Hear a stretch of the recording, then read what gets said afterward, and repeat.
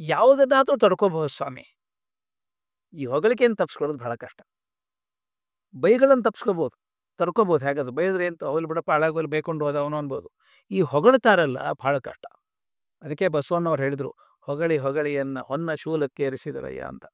ಹೊನ್ನ ಶೂಲ ಗಲ್ಲಿಗೆ ಏರಿಸೋದು, ಹೊನ್ನದಾದ್ರೆ ಏನಾಯ್ತು, ಪ್ರಾಣ ಹೋಗೋದೇ ಇಲ್ಲ. ಅದಕ್ಕೆ ನಮ್ಮ ಬೀಚಿ ಹೇಳೋರು ಒಂದು ಕತೆ ಬರೆದಿದ್ರು, ಸತ್ತ ಸಾಚಾ ಸಾಹೇಬ ಅಂತ. ಬಹಳ ಚೆನ್ನಾಗಿದೆ ಮಾತದು. ಯಾವುದಕ್ಕೂ ಮಣಿಲಾರದವನು ಹೊಗಳಿಕೆಗೆ ಮಣಗ್ತಾನೆ ಅಂತ. ನಮ್ಮ ಗುಂಡಪ್ಪನವರು ಕಗ್ಗದಲ್ಲದೆ ಹೇಳ್ತಾರೆ, ಅನ್ನದಾತುರಕ್ಕಿಂತ ಚಿನ್ನದಾತುರ ತೀಕ್ಷ್ಣ, ಚಿನ್ನದಾತುರಕ್ಕಿಂತ ಹೆಣ್ಣು ಗಂಡೊಲವು, ಮನ್ನಣೆಯ ದಾಹವು ಎಲ್ಲಕಂ ತೀಕ್ಷ್ಣತಮ, ತಿನ್ನುವುದು ಆತ್ಮವನೇ ಮಂಕುತಿಮ್ಮ. ಅನ್ನ ಚಿನ್ನ ಹೇಗಾರ ಆಗ್ಬೋದು ಸ್ವಾಮಿ, ಈ ಮನ್ನಣೆ ದಾಹ ಇದೆಯಲ್ಲ, ಓ ಜನ ನಿಮ್ಮನ್ನು ದೊಡ್ಡವರು ಅನ್ಬೇಕು, ನಮಸ್ಕಾರ ಸರ್ ಅನ್ಬೇಕು, ನಿಮ್ಮನ್ನು ಬಿಟ್ರೆ ಏನಿಲ್ಲ ಸರ್ ನೀವು ದೇವರು ಅನ್ಬೇಕು. ಇವನು ಆಕಾಶದಲ್ಲಿ ಕೂತ್ಕೊಂಡ್ಬಿಡ್ತಾನೆ, ಇವನು ಇಲ್ಲೇ ಇರ್ತಾನೆ, ಹೋಗಿರ್ತಾನೆ ಆಕಾಶದಲ್ಲಿ ಕೂತ್ಕೊತಾನೆ. ಕೆಳಗೆ ಬಿದ್ದರೆ ಮೈ ಉಳಿಯಲ್ಲ ಒಂದು. ಈಗ ನಿಂತಲ್ಲೇ ಬಿದ್ದರೆ ಭಾಳ ಮೊಳಕಾಲು ಕೆತ್ತಬಹುದು, ಮೊದಲೇ ಅಂತಸ್ತಿಂದ ಬಿದ್ದರೆ ಕೈಕಾಲು ಮುರಿಬಹುದು, 50ನೇ ಅಂತಸ್ತಿಂದ ಬಿದ್ದರೆ ಬದುಕೋ ಸಾಧ್ಯವೇ ಇಲ್ಲ. ನೀವು ಯಾರು ಎತ್ತರದಲ್ಲಿ ಏರ್ ಕೂಡ್ತಿರೋ ಸೊಕ್ಕಿನಿಂದ ಕೆಳಗೆ ಬಿದ್ದರೆ ಉಳಿಯೋದೇ ಇಲ್ಲ. ಹಂಗಾಗ್ಬಿಡುತ್ತೆ, ಯಾರಿಗಾದ್ರೂ ಆಗತ್ತೆ. ಬೀಚಿ ಬರೆದು ಸತ್ತ ಸಾಚಾ ಸಾಹೇಬ ಅಂತ ಸಣ್ಣದಾಗಿ ಹೇಳ್ಬಿಡ್ತೀವಿ ಕತೆ, ಅದು ಚೆನ್ನಾಗಿದೆ. ಒಂದು ಊರು, ವ್ಯಾಪಾರಸ್ಥರಿದ್ರು, ವ್ಯಾಪಾರಸ್ಥರು ಹೇಗಿರ್ಬೇಕು ಹಾಗಿದ್ರು. ಅಲ್ಲೊಬ್ಬ ಪೊಲೀಸ್ ಆಫೀಸರ್ ಬಂದಂತೆ, SP, ಬೆಂಕಿ ನವಾಬ, ಯಾರನ್ನೂ ಹತ್ರ ಬರ್ಕೊಡಲ್ಲ, ದುಡ್ಡು ಸಾಧ್ಯವೇ ಇಲ್ಲ, ಲಂಚ ಪಂಚ ಮಾತಾಡೋಂಗಿಲ್ಲ. ಲಂಚ ಅಂದ್ರೆ ಒಳಗೆ ಜೈಲಿಗೆ ಹಾಕ್ಬಿಡ್ತಿತ್ತು, ಒದ್ದು ಹಾಕ್ಬಿಡ್ತಿದ್ದ. ಹೆದರ್ಸತ್ರ ಎಲ್ಲರೂ, ಏನಪ್ಪ ಒಂದು ತಿಂಗಳಲ್ಲಿಗೆ ಕಳ್ಳರು ಕಾಕರು ಒಬ್ಬರು ಇಲ್ಲ ಊರಲ್ಲಿ, ಬಂದೋಬಸ್ತ್, ಏನು ಗಲಾಟೆ ಇಲ್ಲ, ಧ್ವನಿ ಎತ್ತೋಂಗಿಲ್ಲ, ಅಂದು ಸ್ಟ್ರಿಕ್ಟ್ ಮನುಷ್ಯ. ಯಾರು ಲಂಚ ಕೊಡೋಕೆ ಹೋದ್ರೆ ಅವ್ರು ಹೊಡ್ತಾ ತಿಂದರು. ಊರಲ್ಲೆಲ್ಲ ವ್ಯಾಪಾರಸ್ಥರಂದ್ರು, ಇಷ್ಟು ಪ್ರಾಮಾಣಿಕ ಆದ್ರೆ ನಮ್ಮ ವ್ಯಾಪಾರ ನಡೆಯೋದು ಹೆಂಗೆ, ಬದುಕೋದು ಹೆಂಗಪ್ಪ ನಾವು? ಈ ಪೊಲೀಸ್ ಆಫೀಸರ್ ಏನೋ ಚಟ ಇದೆಯಾ ನೋಡಿ ಏನಾದ್ರು? ಏನು ಇಲ್ರಿ ಅವನಿಗೆ ಅಂತ ಪೊಲೀಸ್ ಆಫೀಸರು, ಕುಡಿಯಲ್ಲಂತೆ, ಯಾವುದು ಚಟ ಇಲ್ಲ ಅವನಿಗೆ. ಮತ್ತೇನು ಕರೆಕ್ಟ್ ಆಗಿದ್ದಾನೆ, ಆಫೀಸಿಗೆ ಬರ್ತಾನೆ, ಮುಗದ ತನ್ನ ಮನೆಗೆ ಹೋಗ್ತಾನೆ, ಅಲ್ಲೇ ಇರ್ತಾನೆ, ಹೊರಗೆ ಬರಲ್ಲ ಅವನು, ಮನೆಗೆ ಯಾರನ್ನೂ ಬರ್ಕೊಡಲ್ಲ, ಮನೆಗೆ ಬಂದು ಹೊರಗೆ ಹಾಕ್ಬಿಡ್ತಾನೆ.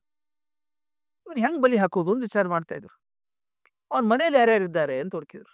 ಮನೇಲಿ ಯಾರಿದ್ದಾರೆ? ಹೆಂಡತಿ ಮಗು, ಪೂರೇ ಜನ ಇರೋದು. ಮಗು ಎಷ್ಟು ವಯಸ್ಸಿಂದು? ಏನು 10 ವರ್ಷ ಇರಬೇಕಪ್ಪ ಅದಕ್ಕೆ. ಒಂದು ಹುಡುಗಿ ಇದೆ. ಹೌದಾ, ಎಲ್ಲಿ ಹೋಗ್ತಾಳೆ ಶಾಲೆಗೆ? ಊರಲ್ಲಿ ಇರೋದೇ ಒಂದು ಶಾಲೆ, ಅದು ವ್ಯಾಪಾರಿಗಳ ಶಾಲೆನೇ, ಅವ್ರದೇ ಶಾಲೆ. ನಮ್ಮ ಶಾಲೆ? ಹೌದಾ, ನಮ್ಮ ಶಾಲೆಯಲ್ಲಿ ಓದ್ತಾಳೆ ಹುಡುಗಿಗೆ. ಚುರುಕಾಯ್ತು ತಲೆಯವ್ರದ್ದು. ಸೀದಾ ಶಾಲೆಗೆ ಹೋದ್ರು. ಹೆಡ್ ಮಿಸ್ಟರ್ಸ್ ಕರೆದ್ರು, ಏನ್ರಿ ಶಾಲೆಯಲ್ಲಿ ಕಾಂಪಿಟೇಷನ್ ಯಾವುದಿಲ್ವಾ, ಸ್ಪರ್ಧೆ ಗಿರ್ದೆ ಇಲ್ವಾ ಅಂದರು. ಇದೆಯಲ್ಲ ಸರ್, ಪ್ರತಿ ವರ್ಷ ಮಾಡಿ. ಈಗ ಮಾಡಿ, ಈಗ ಮಾಡ್ಬೇಕು, 15 ದಿವಸದಲ್ಲಿ ಮಾಡಬೇಕು. 15 ದಿವಸದಲ್ಲಿ ಮಾಡೋದ? ಎಲ್ಲ ಮಾಡಬೇಕು. 100 ಮೀಟ್ರ್ ಓಟ ಇರಬೇಕು, 200 ಮೀಟ್ರ್, 400 ಮೀಟ್ರ್, ಏನೇನಿದೆ ಎಲ್ಲ, ಡಿಬೇಟು, ಲೆಕ್ಚರು, ಕಾಂಪಿಟೇಷನ್, ಡ್ರಾಮಾ ಎಲ್ಲ ಇಡಬೇಕು, ಎಲ್ಲ ಕಾಂಪಿಟೇಷನ್ ಆಗಬೇಕು. ಒಂದು ಕಂಡೀಷನ್ ಏನಪ್ಪ ಅಂದರೆ, ಎಲ್ಲದರಲ್ಲೂ ಆ ಹುಡುಗಿನೇ ಫಸ್ಟ್ ಬರಬೇಕು. ಅದು ಹೆಂಗೆ ಆಗ್ತದೆ ಸರ್ ಅಂದ್ರು ಅವರು. ಆಗಬೇಕು ಅಂದವನು, ನಮ್ಮ ಶಾಲೆ ತಾನು ಹೇಳಿದ್ದಾನು, ಎಲ್ಲ ಕಾಂಪಿಟೇಷನ್ ಮಾಡಿ ಆಕೆನೇ ಫಸ್ಟ್ ಪ್ರೈಸ್ ಬರಬೇಕು. ಮಾಡಿದರು. ಇವ್ರು ಸೀದಾ 4-5 ಜನ ವ್ಯಾಪಾರಸ್ಥರು ಹೋಗಿ SP ಆಫೀಸಿಗೆ ಹೋದ್ರು. ಯಾಕೆ ಬಂದ್ರಿ ಅಂತ ಕೇಳ್ದ. ಏನಿಲ್ಲ ಸ್ವಾಮಿ, ನಿಮ್ಮ ಕಡೆಯಿಂದ ಏನೂ ಬೇಡ್ಕೊಳಕ್ಕೆ ಬಂದಿಲ್ಲ, ನಾವು ಏನೂ ಕೇಳಿಲ್ಲ, ನಿಮ್ಗೆ ಯಾವುದು ಗೊತ್ತು ನೀವು ಹೇಗಿದ್ದೀರಿ ಬೆಂಕಿ ನವಾಬರು ಅಂತ. ಆದರೆ ನಮ್ಮ ಊರಲ್ಲಿ ಒಂದು ಶಾಲೆ ಇದೆ, ಆ ಶಾಲೆ ವಾರ್ಷಿಕೋತ್ಸವಕ್ಕೆ ತಾವು ಬರಬೇಕು ಮುಖ್ಯ ಅತಿಥಿಗಳಾಗಿ. ಹಾಗೆಲ್ಲ ಬರಲ್ಲ ನಾವು. ನೀವು ಬನ್ನಿ ಸ್ವಾಮಿ, ನಿಮಗೇನು ಕೊಡಲ್ಲ ನಾವು, ಒಂದು ಹೂ ಕೂಡ ಕೊಡಲ್ಲ ನಾವು, ಗಿಫ್ಟ್ ಐಟಮ್ ಏನೂ ಕೊಡಲ್ಲ ನಾವು, ಬನ್ನಿ ನೀವು ಬರಬೇಕು, ಆಫೀಸರ್ ಬರಬೇಕು. ಕಂಡೀಷನ್ ಹಾಕಿದ, ನೋಡು ಅಲ್ಲಿ ಬಂದಾಗ ಏನಾದರೂ ಹಾರಾಗೀರ ಹಾಕೋಂಗಿಲ್ಲ, ಹೂ ಕೊಡಂಗಿಲ್ಲ ರೀ, ನಿಮಗೇನೂ ಕೊಡಲ್ಲ, ಬನ್ನಿ. ಹೋದ ಫಂಕ್ಷನ್ಗೆ, ಕೂತಿದ್ದ ಸ್ಟೇಜ್ ಮೇಲೆ ಈ ಪ್ರೈಸ್ ಡಿಸ್ಟ್ರಿಬ್ಯೂಷನ್ ಶುರು ಆಗ್ಬೇಕಲ್ಲ, ಪ್ರಶಸ್ತಿ ವಿತರಣೆ ಅನೌನ್ಸ್ ಮಾಡೋಕೆ ಶುರು ಮಾಡಿದ್ರು. ಇವನಿಗೆ ಆಶ್ಚರ್ಯ, ಎಲ್ಲಾದರೂ ಅವನ ಮಗಳೇ ಫಸ್ಟು.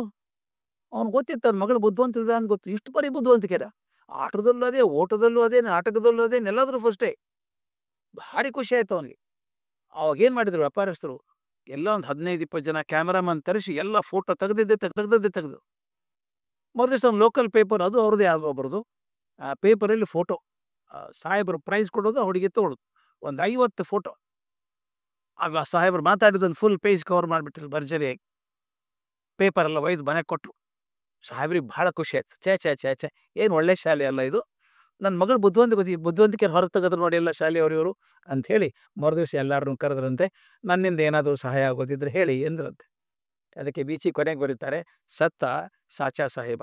ಸಾಚಾ ಅಂದ್ರೆ ಪ್ರಾಮಾಣಿಕ. ಯಾವುದಕ್ಕೂ ಬಣಿಲಾರದಂಥವ್ನು, ಲಂಚಕ್ಕೆ ಬಣಿಲಾರದಂಥವ್ನು, ಹೆದರಿಕೆಗೆ ಬಣಿಲಾರದಂಥವನು ಹೊಗಳಿಕೆಗೆ ಬಣದ ಅಂತ.